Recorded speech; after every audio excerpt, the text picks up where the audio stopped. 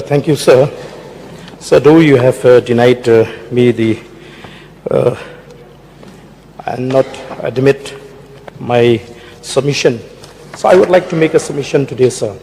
Because every time, sir, we find that the executive often uses sub judice broadly to avoid embarrassment, avoid immediate accountability, and to delay political debate.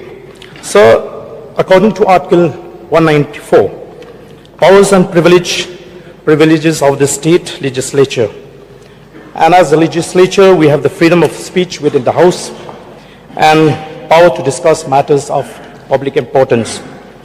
And even courts themselves, repeatedly held that legislative discussion is not barred merely because a case is pending. So, sir, unless it directly interferes with adjudication. So, sir, there are few areas which we are not supposed to be allowed to discuss, and there are some areas that we are supposed to be allowed. So we know that we cannot discuss guilty, innocence, evidence in court merits, and judicial findings. However, sir, we can discuss on administrative failure, policy lapses, and government negligence, and also preventive measures, sir.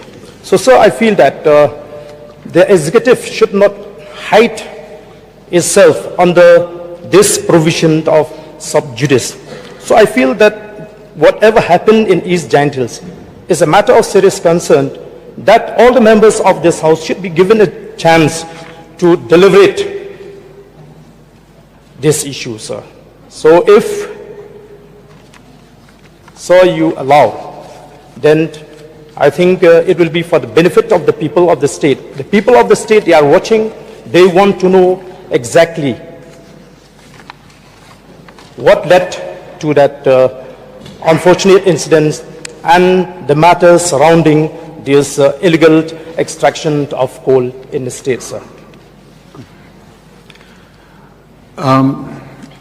Earlier, Honorable Chief Minister had already made a suo motu statement in this regard, and I have also received that this matter